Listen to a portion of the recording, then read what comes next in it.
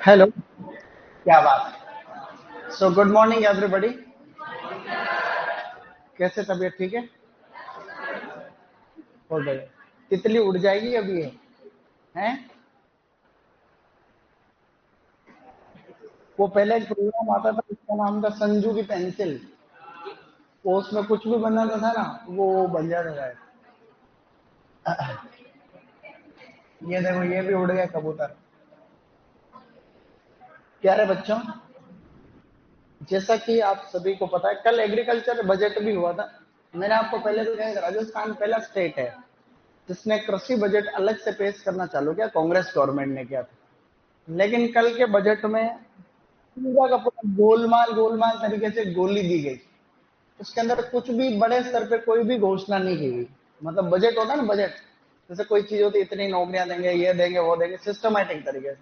कल उसके अंदर कुछ नहीं था ऐसा, मतलब पूरा गोल मटोल करके सत्यानाश ऐसे। चलो भाई, है उसमें ऐसा कोई लिखा हुआ नहीं था। उसने कहा कि 17,000 भर्ती करेंगे। अब कौन सी करेंगे, क्या करेंगे, इसका कुछ नहीं दे रखा था। हो सकता है कि कुछ आए वैकेंसी। तुम लोगों को 12वीं पास हो गए क्या तुम सब लोग? क्या बात कर रहा, तो फिर तो सुपरवाइजर की दे पाओगे अगर हुई तो। 18 साल। चलो भाई, जैसा कि आपको पता है, अपन 1 मिनट का कर रहे रिवीजन। हमने टॉपिक पढ़ा था ट्रेनिंग एंड प्रूनिंग। उससे पहले मैंने आप लोगों को कहा था कि वो चैप्टर पढ़ करके आना कि कौन कौन से तत्व पाए जाते हैं। तो मिर्च होती है ना, मिर्च, उसका रेड कलर या लाल कलर किसके कारण होता है? कैप्सन थीन। उसमें पंजेंसी किसके कारण होती है? तीखापन, कैप्सिसिन। तीखापन, कैप्सिसिन, लाल रंग, कैप्सन थीन। हमने इसके अलावा पढ़ा था प्याज के अंदर जो है वो तीखापन किसके कारण? Allyl propyl disulphide. लहसुन के अंदर किसके कारण? डाई एलाइल डाइस। अच्छा, मिर्च के अंदर हो गया, इसके मूली के अंदर तीखापन। हाँ बोलो, आइसोथायोसाइनेट। आइसोथायोसाइनेट। पत्ता गोभी में कैंसर प्रतिरोधी तत्व कौन सा पाया जाता है? Indole 3 carbinol. क्या है? Indole, indole 3 carbinol. केले के अधिक पके हुए केले में सुगंध का कारण क्या है? Isopentyl acetate. क्या है? Isopentyl acetate. अंगूर के अंदर सुगंध का क्या कारण होता है? मिथाइल एंथ्रेनिलेट। बोलो, मिथाइल एंथ्रेनिलेट। सेब के अंदर सुगंध का पीछे क्या कारण है? Ethyl two methyl butyrate. Ethyl two methyl, ethyl two methyl butyrate, ऐसा करके। तो ये सभी चीजें हमें याद रखनी चाहिए कि अंगूर में कौन सा अम्ल पाया जाता है? टार्टरिक एसिड पाया, टार्टरिक एसिड।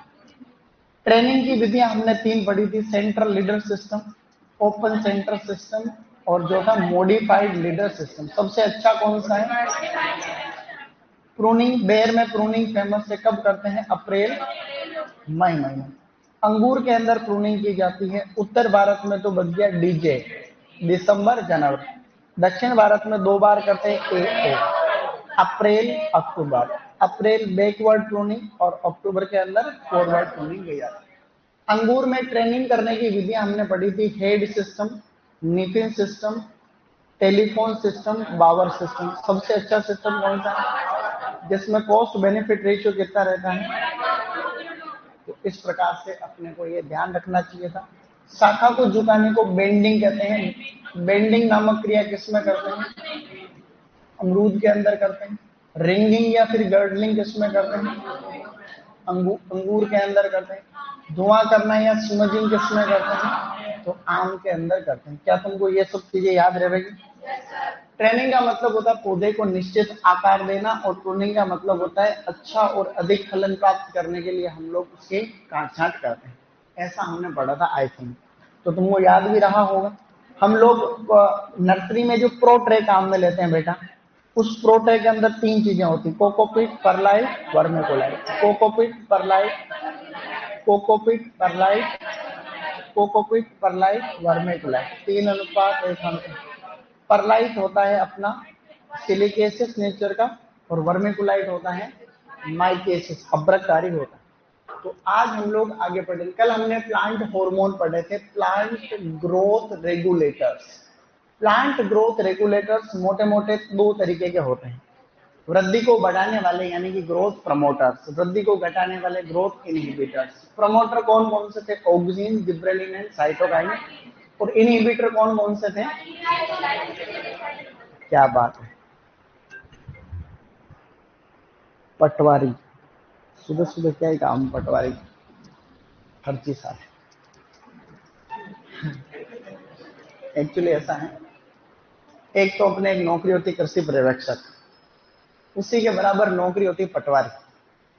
कृषि पर्यवेक्षक नौकरी लगता है ना, माना कि साइकिल लेके जा रहा है। पटवारी नौकरी लगता है तो पटवारी साल भर में मोटरसाइकिल पे आ जाता है, और कृषि पर्यवेक्षक साइकिल पे जा रहा है। पटवारी 2-3 साल की नौकरी होती, कार लिया था, कृषि पर्यवेक्षक साइकिल पे जा रहा है। अरे क्या, रुक रुक रुक, पटवारी आ गया। 5-7 साल में पटवारी का एक अच्छा घर पर मकान बन जाता है, कृषि पर्यवेक्षक वही कच्चे मकान में रह रहा बेटा। पटवारी के पास में धीरे धीरे सिटी में जो है प्लॉट वगैरह हो जाता है, कृषि पर्यवेक्षक के पास वही साइकिल वही। अर्थात पटवारी के पास में पैसे, इनकम का सोर्स बहुत है और काम कुछ करना नहीं चाहता। कृषि पर्यवेक्षक क्या करता है? बीज बांटता है और थोड़ी बहुत जानकारी देता है, ना तो उसकी कोई इज्जत करता है। कृषि पर्यवेक्षक की कोई इज्जत नहीं करता मार्केट के अंदर। पटवारी के आगे पीछे दौड़ते सब लोग, क्यों? क्योंकि वो फालतू की बात करता नहीं, काम की बात ही करता है। कृषि पर्यवेक्षक हर किसी को ये बीज, ये दवाई, ये कहता रहता है सेवा भावना। तो ज्यादा सेवा भावना नहीं रखनी अपनी, जिसको जरूरत है उसी को बताओ, तब तो मार्केट में थोड़ी इज्जत बने, है कि नहीं? ये हकीकत बता रहा हूँ, ये फील्ड में बहुत ये लफड़ा है। गांव में ना एक तो होता पड्डा, एक होती है पाड्डी।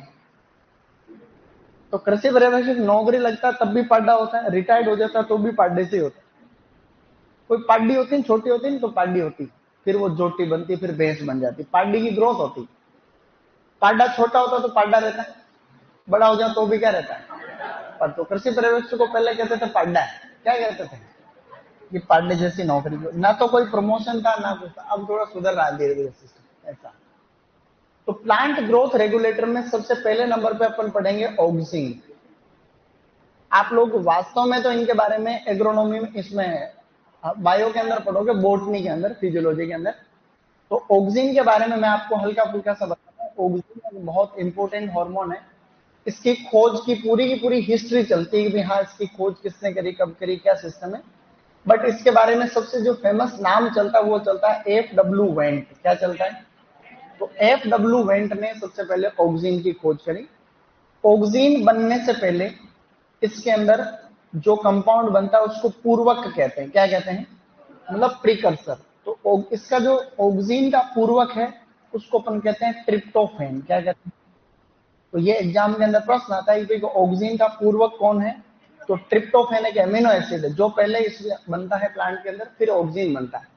इस ट्रिप्टोफैन के संश्लेषण के लिए जिंक एक पोषक तत्व की आवश्यकता होती है, इंपोर्टेंट। तो हल्का सा आपको ध्यान रखना, जिंक आवश्यक है कि भाई ऑक्सिन के संश्लेषण के लिए कौन सा पोषक तत्व चाहिए? तो जिंक चाहिए। ऐसा हम लोग हल्का सा बेसिक याद रखने की कोशिश कर रहे हैं। दो तरीके के ऑक्सिन होते हैं। ऑक्सिन मोटे मोटे दो प्रकार के ऑक्सिन है। एक तो है नेचुरल, जिनको आप लोग कहते हो प्राकृतिक। तो प्राकृतिक ऑक्सिन कौन कौन से हैं? तो एक तो है प्राकृतिक यानी कि नेचुरल, और एक है संश्लेषित, जिनको लैब के अंदर जो है संश्लेषित किया गया है। संश्लेषित सही लिखा गया मैंने? संश्लेषित नहीं है सही। संश्लेषित को आप लोग कृत्रिम भी कह सकते हो, यानी ये सिंथेटिक है या फिर आर्टिफिशियल। तो जो इंडोल एसिटिक एसिड है, इंडोल एसिटिक एसिड, यह एक नेचुरल ऑक्सिन।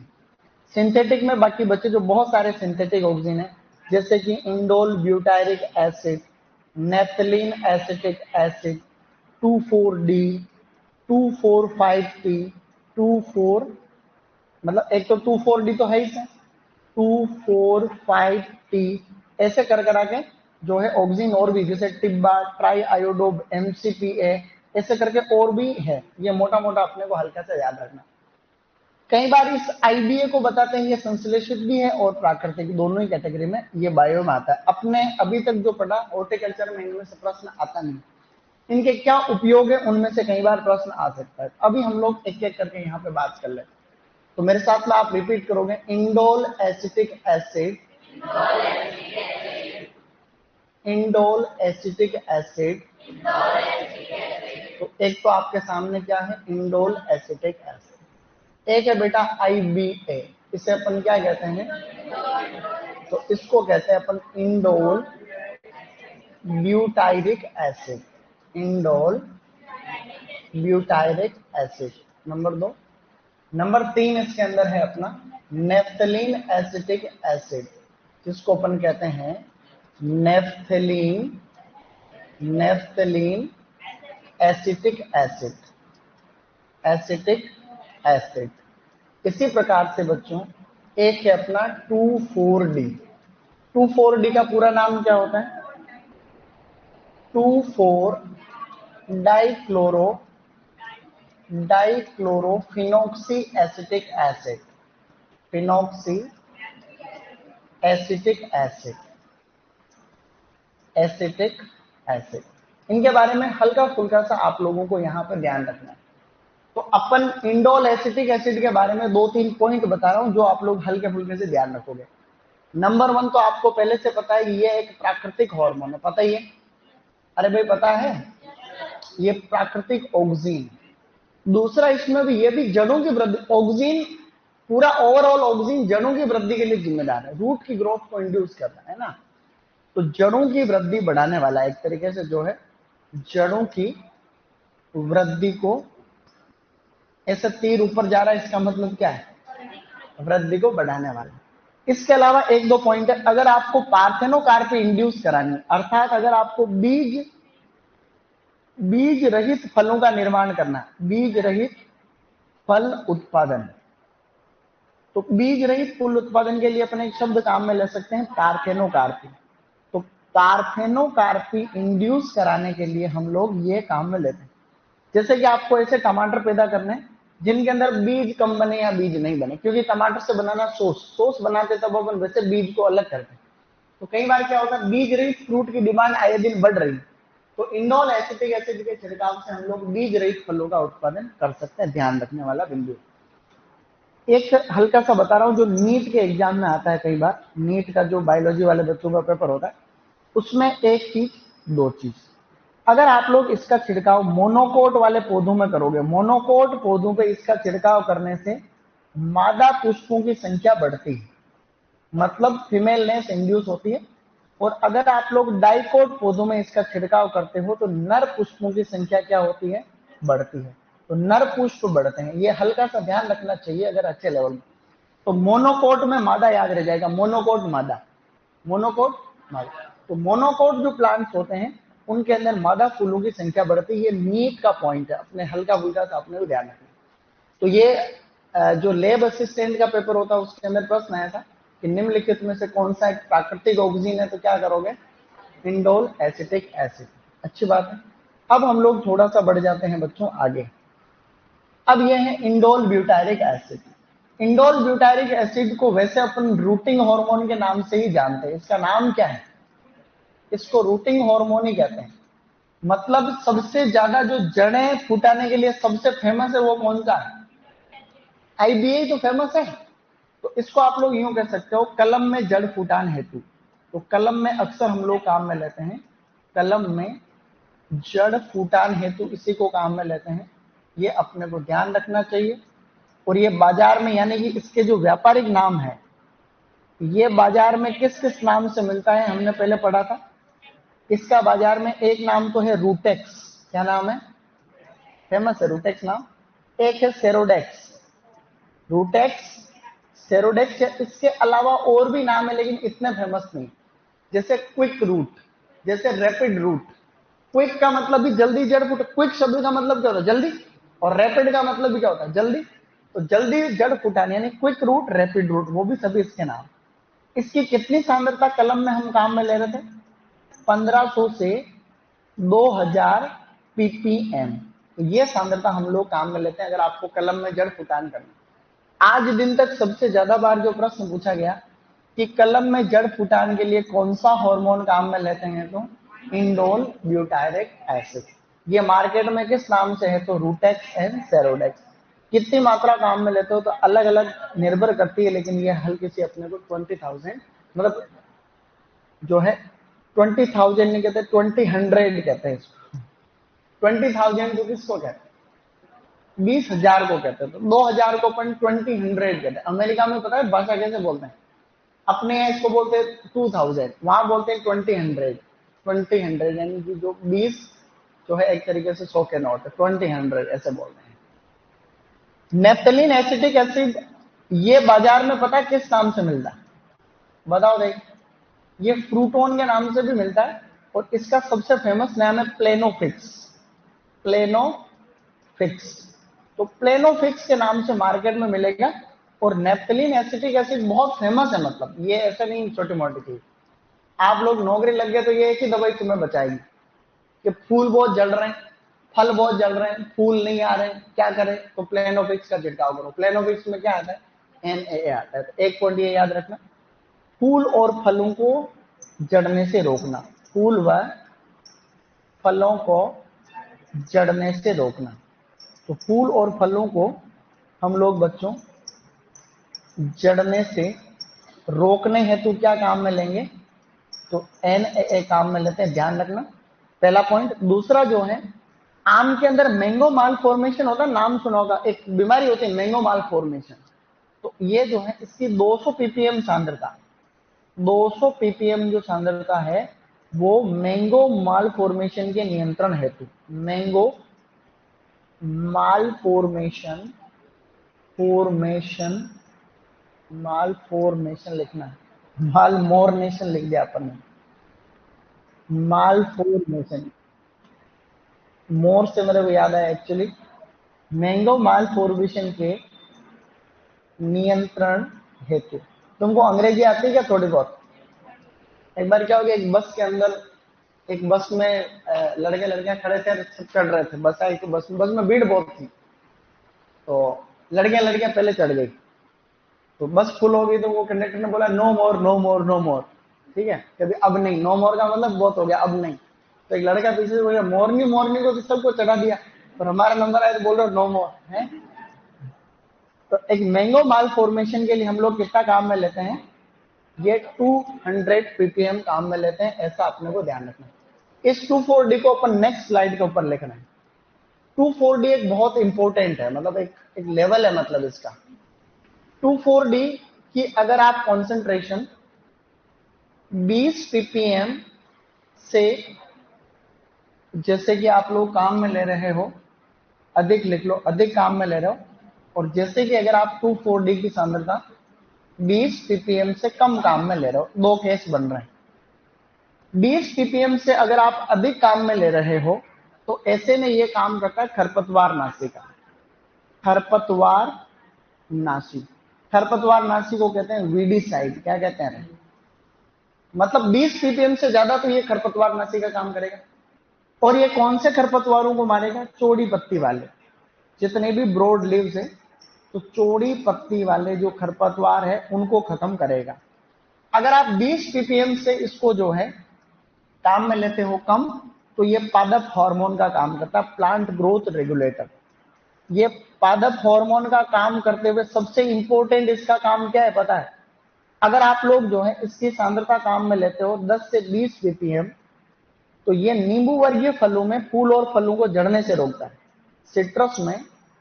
सिट्रस में फूल व फलों को जड़ने से रोकना, फूल व फलों को जड़ने से रोकना, जड़ने से रोकना। अब यहाँ पे 2-3 अलग अलग तरीके के क्वेश्चन बन रहे हैं। आपको सीधा प्रश्न आ रखा है, एक बार CUET के अंदर आ रखा है, CUET PG के अंदर, CUET PG का पेपर होता है, तुम लोग UG की तैयारी कर रहे हो, कि 2,4-D के बारे में कौन सा कथन सही है या फिर कौन सी बात सही है। 4 बातें लिख रखी। नंबर 1 तो दे रखा है कि यह एक प्लांट ग्रोथ रेगुलेटर है, तो सही बात है, ये एक प्लांट ग्रोथ रेगुलेटर है। फिर दे रखा आगे ये खरपतवार नाशी और दो कोई दूसरे ऑप्शन दे रखे, फिर दे रखा ए और बी सही। तो ऐसे में क्या करना था आपने को, क्योंकि यह एक वीडिसाइड भी है और यह एक क्या है, प्लांट हार्मोन। अब यहाँ पे एक क्वेश्चन और बन रहा है, कभी फूल और फलों को झड़ने से रोकने के लिए हम लोग क्या काम में लेते हैं, नेप्थलीन एसिटिक एसिड क्या काम में लेते हैं। लेकिन पता चला कि भी आपको पूछा गया है कि भी फूल और फलों को जड़ने से रोकने के लिए क्या काम में लेते हैं, और NaA ऑप्शन में नहीं है। ऐसे केस में अपने को क्या काम में लेना, देखो फूल और फलों को जड़ने से रोकने के लिए हम लोग क्या ले रहे हैं, लेकिन 2,4-D में शर्त क्या है कि अपने को सांद्रता 20 ppm से कम काम में लेंगे।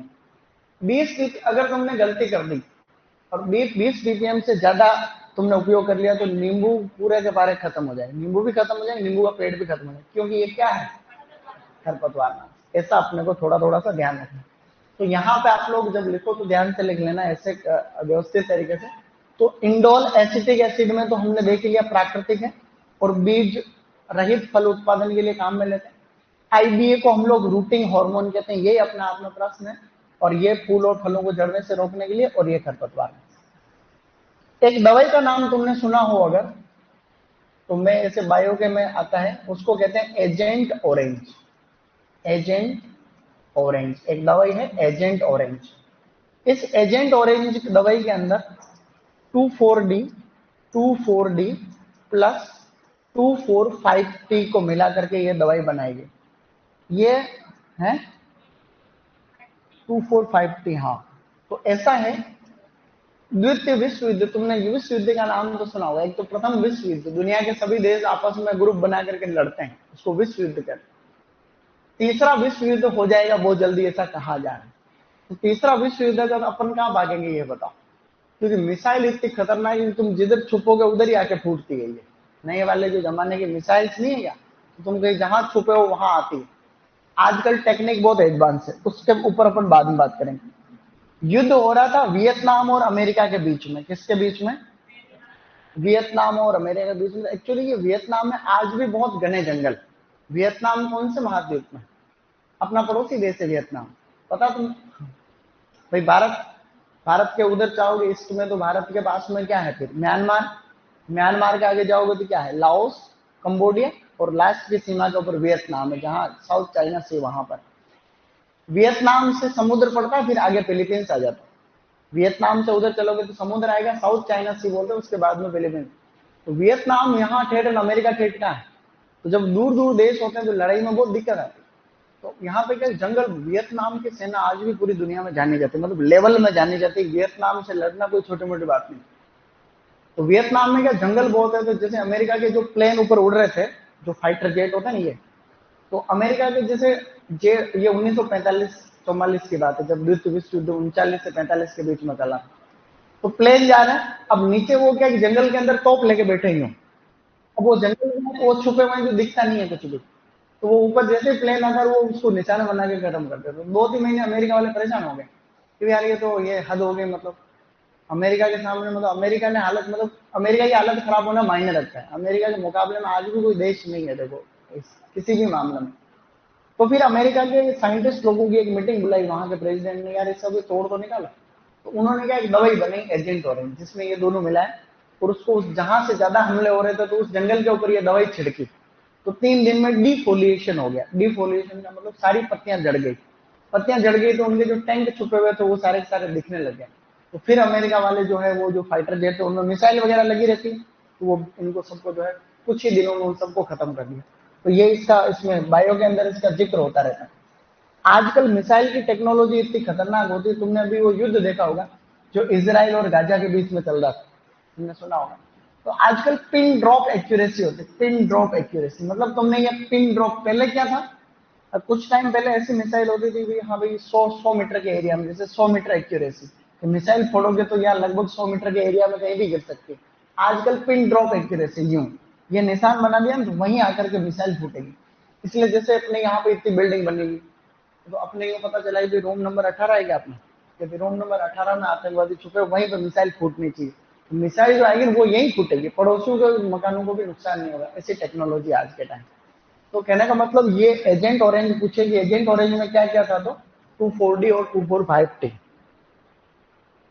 अभी युद्ध होगा देखो भारत पाकिस्तान से लड़ सकता है, चीन से तो, चीन से अपन नहीं लड़ सकते। चीन को हाँ हो सकता है कि ऐसे ऐसे मुक्के उक्के में लड़े तो हरा सकते हैं अपन। मिसाइल की टेक्नोलॉजी में अपन बहुत पीछे हैं। अपने पास कौन सी मिसाइल है जो सबसे दूर तक मार सकती? भारत के पास में कौन सी मिसाइल? ब्रह्मोस से ज्यादा दूर नहीं जाती, वो तो हाइपरसोनिक मिसाइल, क्रूज मिसाइल। अपने पास में है अग्नि 5, अग्नि 5, अग्नि 6, जो 5000 6000 किलोमीटर तक दूर मार सकती है। ये जो दूर मारक क्षमता वाली मिसाइल होती है इनको आईसीबीएम कहते हैं, ICBM, inter continental ballistic missile, मतलब एक से दूसरे महाद्वीप के अंदर मारने की क्षमता। चाइना के पास में 15 से 20,000 किलोमीटर वाली, अपनी वाली मिसाइल बीजिंग तक नहीं जा सकती, उनकी मिसाइल में पूरा भारत का एरिया आता। क्या समझे? तो सावधान रहना, लेकिन तुम छुपोगे भी तो काम है, तभी तो कह रहा। लेकिन एक्चुअली क्या है, अब एक बात, छोटा सा टाइम खराब हो रहा तुम्हारा। भारत के लोग क्या है, अशिक्षित, यहाँ लेवल नहीं है लोगों। अमेरिका के अंदर क्या अलार्म का सिस्टम, अमेरिका या विकसित देशों में जैसे कोई भी ऐसी बड़ी कोई दिक्कत है, जैसे कोई एलियन आ गया, एलियन से युद्ध हो गया, तो कोई दूसरी सभ्यता के लोग आकर के अपने अलग अलग शहरों को घेर लिया, तो अमेरिका में तो यूं अलार्म बजता है, तो लोग बाग अपने सुरक्षित जगहों में जाके छुप जाते। भारत के अंदर ऐसे कोई, जैसे उदयपुर के ऊपर कोई आ गया, कोई ऐसा कोई बाहर, तो लोग बाग और मम्मी मम्मी देख के आया, बाहर आके आया तो सारे जो दौड़ गए और छत पे दौड़ के आते हैं, है ना। अब दौड़ के आएंगे तो उनके पास ऐसी टेक्नोलॉजी, रेडिएशन वाली टेक्नोलॉजी होती, बटन दबा दी पूरा रेडिएशन फैल के जो जो भी टच में आएगा सब खत्म। तो अपने यहाँ शिक्षा का लेवल कम है, ठीक है ना, मजे देखने के लिए आएंगे सब कर। सेकंड यहाँ पे बटू जिब्रेलिन्स, कई प्रकार के जिब्रेलिन की खोज हुई है। जिब्रेलिन लगभग लगभग 150, 135 से 140 के आसपास जिब्रेलिक एसिड, हम जिसकी बात कर रहे हैं वो GA3 है। इसकी खोज कैसे हुई इसके बारे में मैं आपको शॉर्टकट में बताने की कोशिश कर रहा हूं बच्चे लोग। उसमें ये है कि सबसे पहले 1926 में कुरोसावा नामक जो व्यक्ति था, कुरोसावा ने जापान के अंदर, जापान में धान की फसल में, चावल के अंदर उन्होंने चावल के पौधों को देखा, तो पौधों का एबनॉर्मल शेप उनको देखा, कुछ पौधे छोटे, कुछ पौधे बड़े, कुछ छोटे कुछ बड़े। तो उन्होंने देखा ये क्या चक्कर है, ये पौधों में ऐसा क्यों हो रहा है। तो जब उसने पता किया, पहले तो उसको मजा आ गया, यार पौधे बड़े हो गए तो अच्छी बात है, कुछ पौधे एक्स्ट्रा लार्ज हो रहे तो अच्छी बात ही है। फिर उसने पता किया तो उसमें पता चला ये एक बीमारी हो रही, और इस बीमारी का नाम था बकानी रोग। क्या था?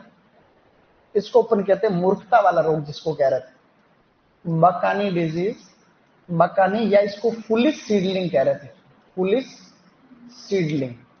पुलिस सीडलिंग का मतलब मूर्ख टाइप का रोग हो रहा है। मूर्ख का मतलब एक बड़ा एक छोटा, क्या है, कुछ सिस्टम समझ में नहीं आ रहा है, बेवकूफ टाइप में ऐसा। तो इसको अपन मूर्खता वाला रोग कहते हैं, बकानी डिजीज या फिर पुलिस सीडलिंग। फिर बाद में पता चला कि भाई ये तो एक कवक से होने वाली बीमारी है, फंगस से होने वाली बीमारी। उस फंगस का क्या नाम था? उसका नाम था जिब्रेला फ्यूजिकोराई, जिब्रेला फ्यूजिकोराई। तो जिब्रेला फ्यूजिकोराई जो था, इस फंगस से सबसे पहले ये जो है जिब्रेलिन अलग किया गया।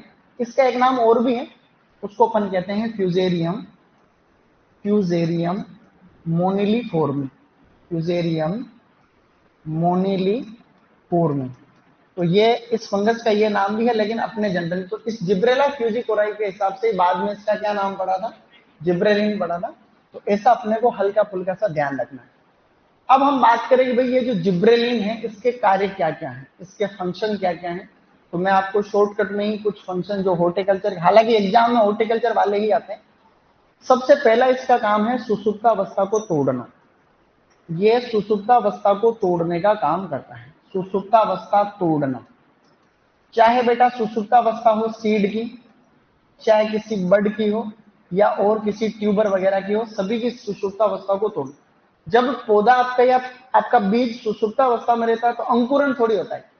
सुसुप्तावस्था किसको कहते हैं? डोरमेंसी को कहते हैं। डोरमेंसी का मतलब सब कुछ ठीक, उसके बावजूद भी क्या है, अंकुरण नहीं हो रहा, उसको सुसुप्तावस्था। कई तरीके की सुसुप्तावस्था होती है। सुसुप्तावस्था टूटेगी तो अंकुरण बढ़ेगा कि नहीं बढ़ेगा? तो अंकुरण बढ़ाना, इसका जो दूसरा काम है वो है अंकुरण बढ़ाना। तो बीजों का अंकुरण बढ़ेगी। जो सबसे इंपॉर्टेंट है, जो तुम्हारे बायो के पेपर में अक्सर आता है, उसको कहते हैं दो गांठों के बीच की दूरी को बढ़ाना। दो गांठों के बीच की दूरी को बढ़ाना, दूरी को बढ़ाना। इसको हम लोग ऐसे समझेंगे, ये सबसे महत्वपूर्ण है। जैसे कि कोई भी पौधा है, जैसे ये आपका कोई भी तना, ठीक है ना, ये लो, ये कोई भी तना है, ये किसी भी क्रॉप का तना हो सकता है, किसी भी प्लांट का तना। इस तने के बीच में इसको तो कहते हैं गांठ, यानी कि नोड। ये भी क्या है, नोड। दो नोड के बीच में क्या होती है, इंटरनोड। दो गांठों के बीच की ये वाली दूरी, इसको क्या कहते हैं, इसको कहते हैं इंटरनोड। तो जो इंटरनोड है, इसकी लंबाई को बढ़ाना इसका काम है, इसको कहते हैं इंटरनोड इलोंगेशन। क्या कहते हैं, तो दो गांठों के बीच की दूरी बढ़ाने को अपन कह रहे हैं इंटरनोड इलोंगेशन, स्टेम इलोंगेशन। अगर आपने किसी पौधे के ऊपर जिब्रेलिक एसिड का छिड़काव कर दिया, तो दो गांठों के बीच की दूरी क्या होगी, बढ़ेगी। गन्ने पे छिड़काव कर दिया तो गन्ने का उत्पादन बढ़ेगा, नहीं बढ़ेगा? तो गन्ने में उत्पादन के लिए जिब्रेलिक एसिड काम मिले। किसी फल के ऊपर छिड़क, किसी पौधे पे कर दिया, चलो कोई पौधा है, कोई भी प्लांट है, वो प्लांट किसी कारण से बोना रह गया, किसी कारण से छोटा रह गया, कोई आनुवंशिक कारण से भी रह गया, चलो, या किसी फिजियोलॉजिकल कारण से रह गया, तो जिब्रेलिक एसिड इस पौधे पे डालोगे तो ये पौधा अपने नॉर्मल शेप में आ जाता है। किस आकार में आ जाता है, क्योंकि इसका काम क्या है, इंटरनोड को इलोंगेट करना। मैंने आपको कल कहा था, जैसे फ्रूट हो चाहे फूल हो, ये सभी शूट के मॉडिफिकेशन है। किसके हैं, शूट के मॉडिफिकेशन। जैसे कोई भी फ्रूट है, अंगूर मान लो, या कोई भी फ्रूट ले लो, इस फ्रूट के अंदर भी छोटे छोटे से नोड और इंटरनोड होते हैं, अपने को दिख नहीं रहे लेकिन होते हैं। तो जब आपने इसके ऊपर छिड़काव कर दिया फ्रूट में, तो फ्रूट की साइज बढ़ेगी, नहीं बढ़ेगी? तो फ्रूट की साइज बढ़ाने के लिए भी क्या काम में लेते हैं, जिब्रेलिक एसिड। तो ये पॉइंट है, इसी को अपन बोलते हैं इंटरनोड इलोंगेशन। दो गांठों के बीच की दूरी बढ़ाने को इंटरनोड इलोंगेशन कह रहे हैं। चौथा सबसे जो इंपॉर्टेंट पॉइंट था, अंगूर के अंदर फलों का आकार बढ़ाना। तो अंगूर में फलों का आकार, फलों का आकार यानी अंगूर के फल को बेरी कहते हैं, तो बेरी साइज बढ़ाने के लिए, आकार बढ़ाने हेतु हम लोग ये काम में लेते हैं, इसको बेरी इलोंगेशन कह दो। सांद्रता हम लोग जनरली कितने काम में लेते हैं, 40 से 60 ppm लिख दो, 40 से 60 ppm सांद्रता काम में ले जाती है। तो अंगूर में फलों का आकार बढ़ाने हेतु इंपॉर्टेंट पॉइंट। दूसरा मैंने आपको कहा था कि चाहे तो आनुवंशिक हो, आनुवंशिक व आनुवंशिक अनुवंशिक व दैहिक बोनापन दूर करना।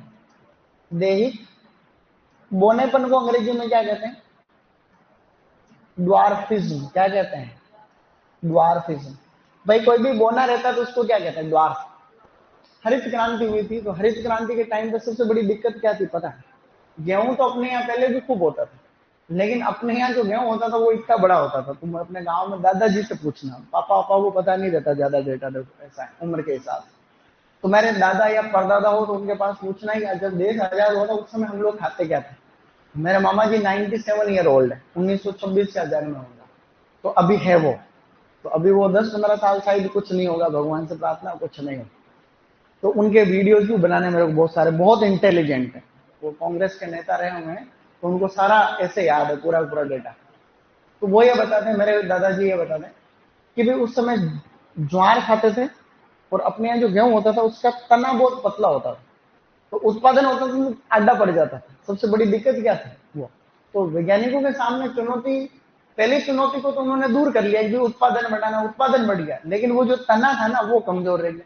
तो फिर अपन ने वेराइटी डेवलप की ड्वार्फ, तो छोटे गेहूं, अभी जो है ना सेमी ड्वार्फ फिर ड्वार्फ। तो जो ट्रिटिकम एस्किवम है अभी अपना, ये ड्वार्फ है, बोना जिसको गेहूं अपन कहते हैं। एक दो इसके छोटे मोटे से काम और हैं,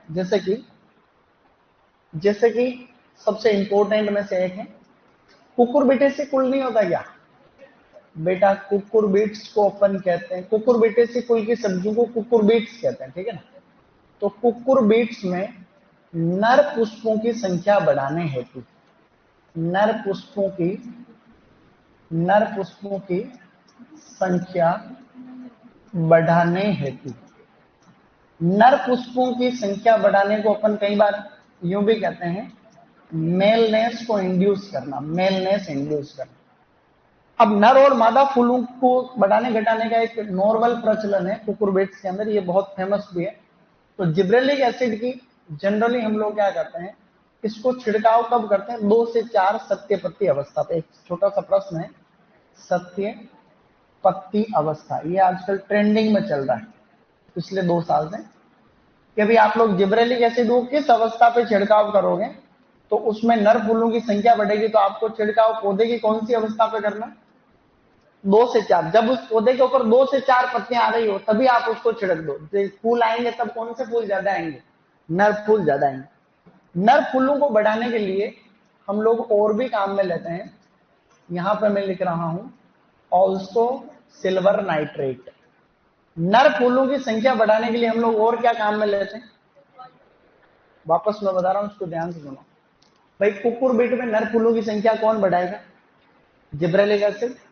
जिब्रेलिक एसिड का छिड़काव कब करोगे, 2 से 4 सत्य पत्ती अवस्था पर करना। लेकिन AgNO3 भी यही काम करता है जो जिब्रेलिक एसिड करता है। मतलब AgNO3 यानी सिल्वर नाइट्रेट भी कौन से फूलों की संख्या बढ़ाता है, ये भी नर। तो इसका छिड़काव भी कब करेंगे, 2 से 4 सत्य पत्ती अवस्था। ये अति महत्वपूर्ण पॉइंट में से एक आज दिन आए रहता है। एक चीज और है, गोभी वर्गीय सब्जियों को कहते हैं कॉल क्रॉप्स। कॉल क्रॉप्स में शीत उपचार हेतु, मतलब ठंड से बचाने के लिए, तो शीत उपचार के लिए भी हम लोग जो है काम में लेते हैं।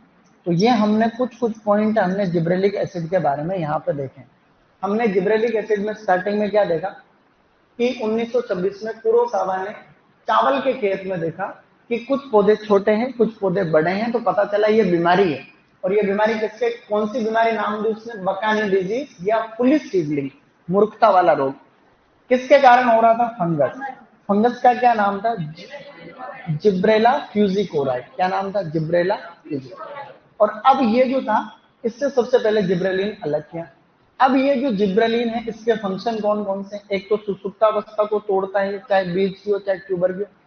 आलू के अंदर सुसुप्तावस्था तोड़ने के लिए क्या काम में लेते, जिब्रेलिक एसिड प्लस थायोयूरिया। अंकुरण बढ़ेगी। सबसे मेन बायो के अंदर प्रश्न आता है, जैसे ऑक्सीजन है, एक बायो वाला प्रश्न अपना ऑक्सीजन में लिखते हैं अपन। जैसे ऑक्सीजन का आपको कोई पूछे कि भी ऑक्सीजन का मुख्य कार्य क्या है, जैसे आपको कोई पूछ ले कि ऑक्सीजन का, बायो के पेपर में आएगा कि मुख्य कार्य क्या है, तो ऑक्सीजन का मुख्य कार्य है शीर्ष प्रभाविता। शीर्ष प्रभाविता, सभी ओवरऑल ऑक्सीजन की बात करें। Apical, apical dominance, apical dominance. Apical dominance का मतलब तुम लोग क्या समझते हो, देखो एपिकल का मतलब होता है पौधे का शीर्ष भाग। एक सेकंड इधर देखना, पौधे का शीर्ष भाग को एपिकल डोमिनेंस कहते हैं। ऑक्सीजन हमेशा किधर बनता है, एपिकल पोर्शन पे बनता है। जब तक ऑक्सीजन बनता रहता है पौधा लंबा होता रहता है, लंबा होता रहता है, लंबा होता रहता है। इसी को अपन कहते हैं डोमिनेंस का मतलब होता है प्रभाव। जीन 2 तरीके के होते हैं, तुमने पढ़ा, प्रभावी अप्रभावी। प्रभाव का मतलब होता है डोमिनेंस, डोमिनेंट जो जीन होता है, रिसेसिव ऐसे करके। तो डोमिनेंस शब्द का मतलब होता है कि भाई किसका प्रभाव है, कि भाई रॉयल इंस्टीट्यूट में तो जो है कि फला फला आदमी का डोमिनेंस है, मतलब उसकी चलती है बात वहां पर, उसका प्रभाव है ऐसे। तो डोमिनेंस एक अंग्रेजी का शब्द है, ऐसी कोई बड़ी बात नहीं। तो एपिकल डोमिनेंस का मतलब यह है कि इसमें जब तक ऑक्सीजन बनेगा तो इसी का राज चलेगा, पौधा बड़ा होता जाएगा, बड़ा होता जाएगा। तो हम क्या करते हैं, फिर इसको काटते हैं। जब तक इस टर्मिनल पोर्शन को अपन काटेंगे नहीं तब तक ये साइड में से फूटेगा नहीं। तो हम हमेशा ये थोड़ी चाहते हैं कि पौधा लंबा हो। जैसे कपास के अंदर हम ऊपर से टिपिंग कर देते हैं, जैसे ये जो नहीं होता है कि अपना क्या कहते हैं उसको, चना, चने के खेत में हम लोग ऊपर से तोड़ते हैं उसको, उसको हम लोग निपिंग कहते हैं ऐसे। जैसे गेंदा नहीं होता, गेंदे का फूल, हजारे का फूल, उसमें ऊपर से पिंचिंग कर देते हैं, तोड़ देते हैं। मतलब जब तक इसको ऊपर से तोड़ेंगे नहीं तब तक पौधा झाड़ी नुमा नहीं होगा, लंबा होगा। तो ये एपिकल डोमिनेंस को अपने को कम करना पड़ता है। तो ऑक्सीजन का मुख्य कार्य क्या है, शीर्ष प्रभाविता या एपिकल डोमिनेंस, ऐसे ओवरऑल बात करें। और आपको इस जिब्रेलिक एसिड का मेन काम बोलेंगे तो स्टेम इलोंगेशन या इंटरनोड इलोंगेशन का मेन काम, समझ रहे हो, ये बायो में आता, मिलान करो में। तो अंगूर में फलों का आकार बढ़ाने के लिए क्या काम में लेते हैं, जिब्रेलिक एसिड। अभी पेपर आया था एमपीयू 80 यूनिवर्सिटी में, एमपीयू 80 के सुपरवाइजर में इसकी सांद्रता पूछी थी। ऑप्शन में था 25, 50, 75, 100। ऐसे में क्या करोगे, 50। अरे समझ लोगे। तो ये प्रश्न आता रहता। अभी उसमें एग्रीकल्चर रिसर्च ऑफिसर के अंदर प्रश्न आया था कि गोभी वर्ग में ठंड से बचाने के लिए क्या काम में लेते हैं, जिब्रेलिक एसिड। ये तो आए दिन आता रहता है, कब छिड़काव करते हैं ये भी आता है। तो क्या तुमको ये पता नहीं रहेगा? अरे कोई चीज समझ में आ रही तुम्हारे? अब आप लोग एक काम करो, अभी भी धीरे बोल रहा हूँ क्या? अभी भी धीरे बोल रहा हूँ? अब धीरे बोल रहा हूँ? अभी भी धीरे बोल रहा हूँ क्या? लिखो इसको। यार इसका क्या तोड़ कर, अब इसको धीरे कैसे कह सकते हो तुम लोग? पहले तो कभी भी नहीं कहा किसी ने, कई साल हो गए हैं। चलो आवाज बढ़ाएंगे, ठीक है?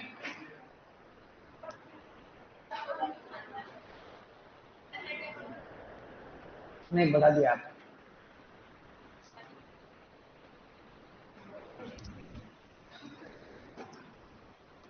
तुमको कम सुनाई देता है?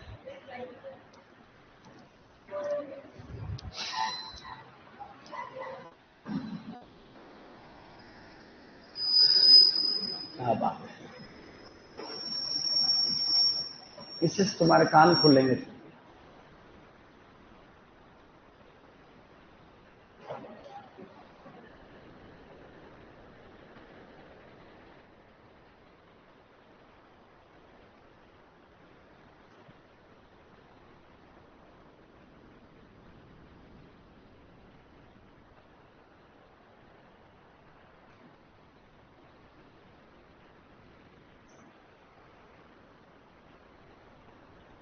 प्लांट ग्रोथ रेगुलेटर वाला चैप्टर क्या बहुत बड़ा है।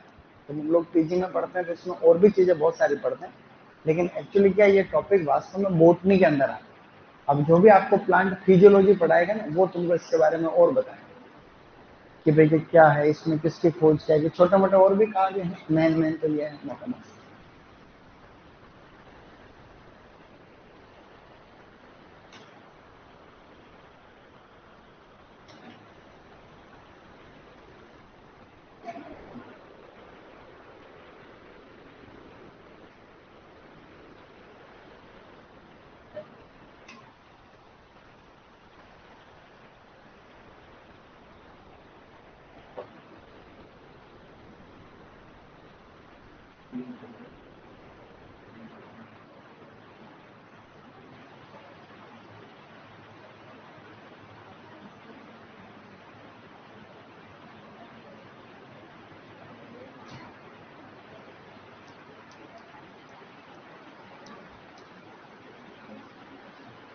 आगे बढ़े।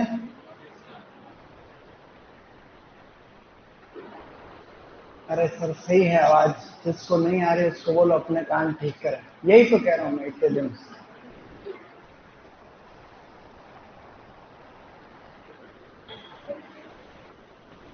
हाँ ये फर्स्ट पेज है, ठीक है, यहीं से लिखना है।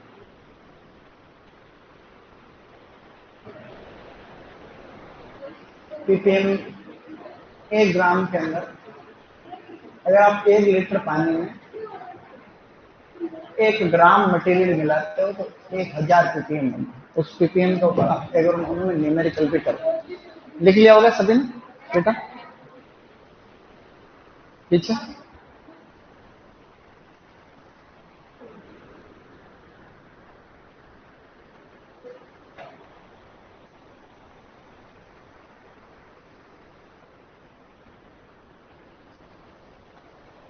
Everybody return.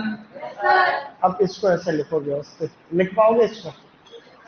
है हाँ, तो इसको सिस्टम से लिखो।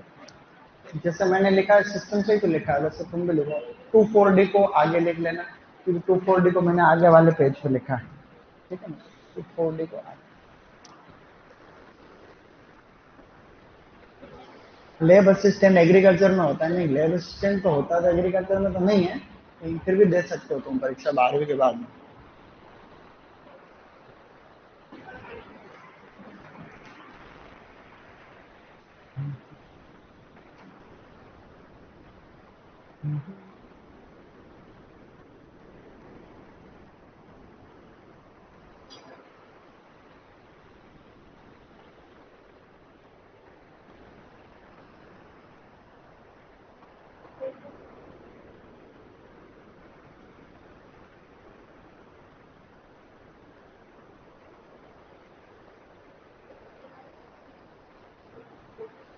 अरे बाप रे, बंद हो गया क्या?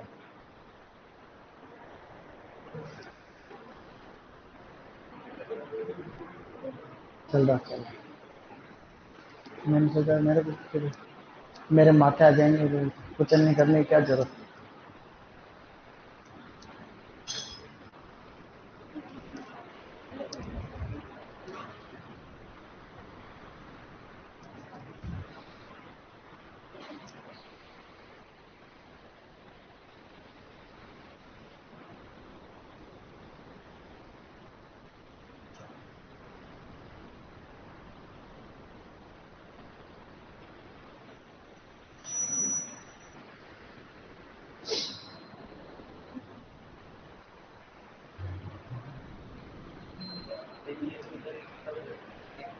कहीं पर भी लिखो जैसे मैंने लिखा है, आपसे लिखना ताकि तुम्हारे समझ में आए कोई चीज।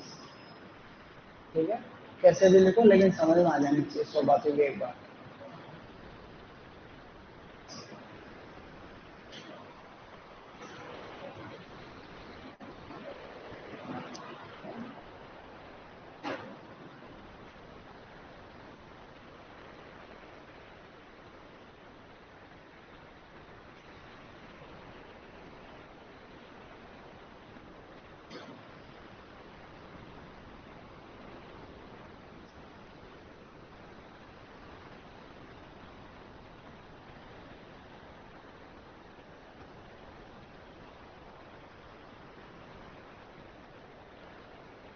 स्पीड रखना लिखने की।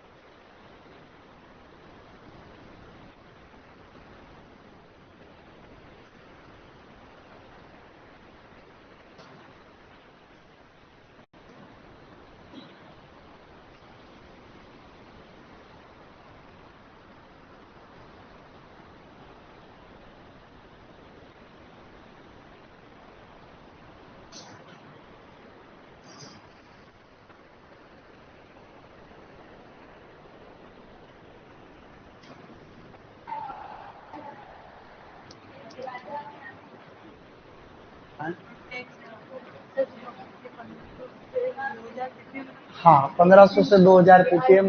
हाँ, आईबीए में आईबीए की कॉन्सेंट्रेशन, और आगे 200 पीपीएम में वो है एनए।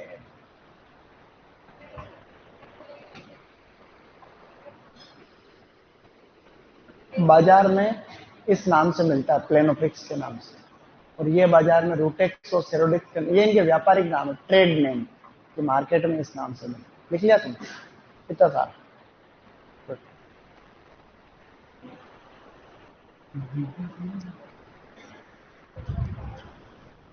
फलों, फूल व फलों को झड़ने से रोकना।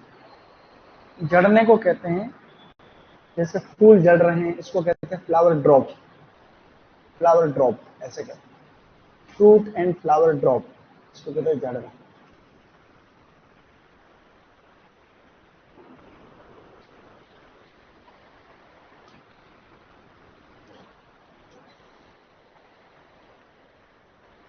जल्दी लिखना भैया।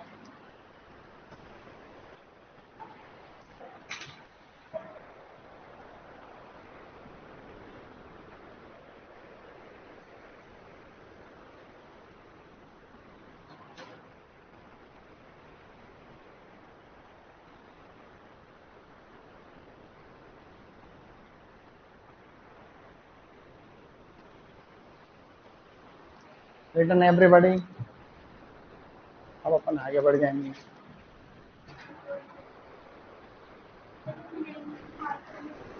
मैंगो माल फॉर्मेशन एक रोग है जो कि आम में, आम का गुच्छा मुच्छा रोग होता है ना, उसी को मैंगो माल फॉर्मेशन कहते हैं, आम का गुच्छा मुच्छा रोग।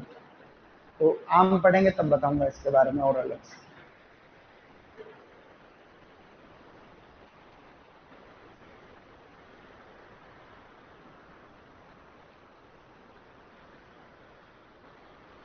बढ़े आगे।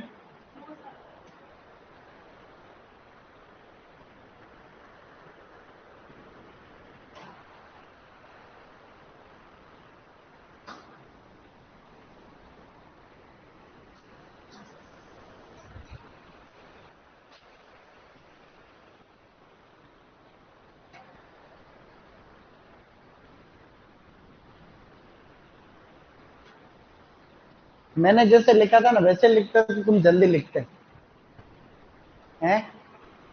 मैंने ऐसे लिखा ना, ऐसे ही तुमको छोटे छोटे से लिखना चाहिए था, ताकि तुम जल्दी जल्दी लिख ले। टाइम ज्यादा लगा है।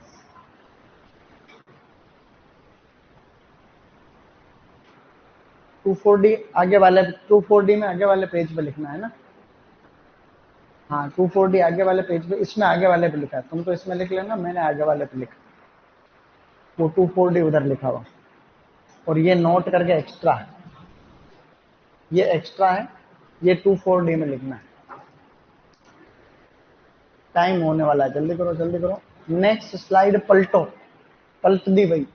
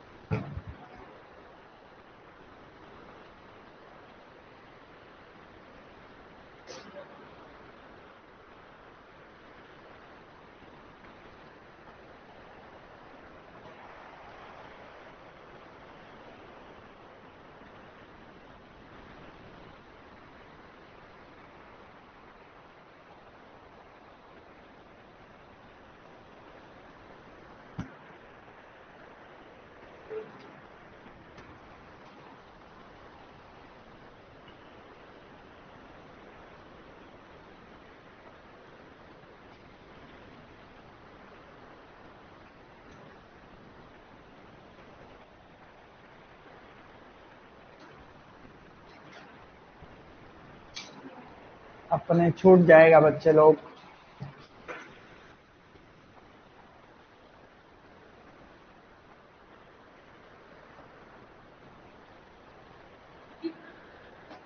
ये लिखना है ना, एजेंट ऑरेंज क्या होता है, उसमें क्या आता है, ये ऊपर लिख दो कोने में, 240 प्लस 2452। एजेंट ऑरेंज नाम है दवाई का। यूं चले आगे। बॉयज लिख लिया पीछे।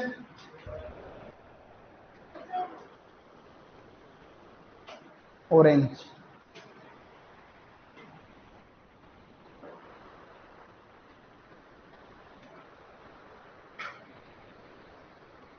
अब भी है और लिखना।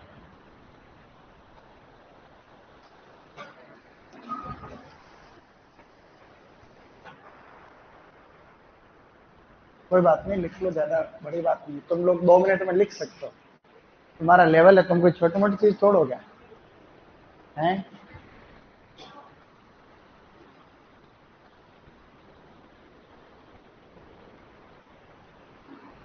सर मेरे क्वेश्चन का आंसर दो, पूछो भाई क्या है तुम्हारा। तो सुपरवाइजर की वैकेंसी कितने साल में आती है यूं। सुपरवाइजर की वैकेंसी 2012-13 में आई थी, उसके बाद में 15 में आई थी, 18 में आई थी, और अभी आई थी 23-24। तो फिक्स नहीं है कि कब आती है, लेकिन हल्के फुल्के पद अब आजकल थोड़े रेगुलर हो गए, तो आती रहती है मतलब। लेकिन पद कम आते हैं, कभी आते हैं थोड़े। अभी 430 पद थे टोटल राजस्थान।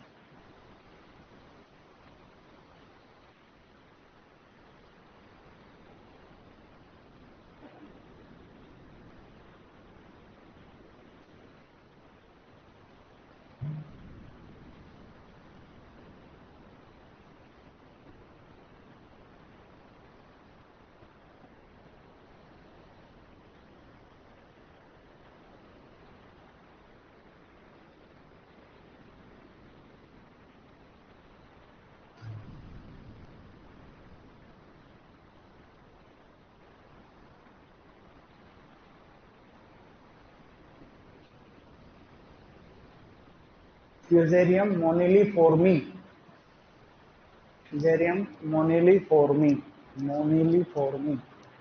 इस फ्यूजेरियम मोनिलीफोर्मी के कारण आम के अंदर मैंगो माल फॉर्मेशन भी होता है। तो कवक कुरोसावा। देखो ऐसे सेव करते हैं, मैं जल्दी से करने की कोशिश करूंगा।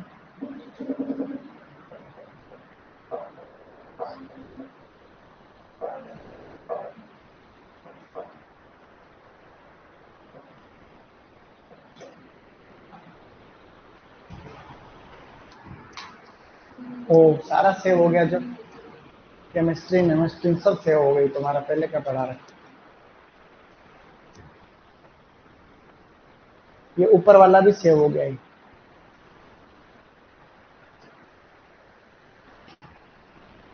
शेरन, मोरन, कबूतरन सब सेव हो गए।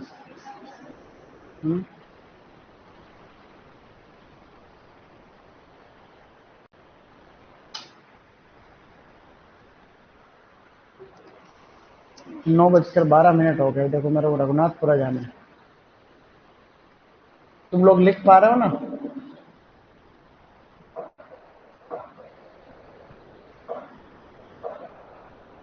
1 मिनट और लगेगा बस।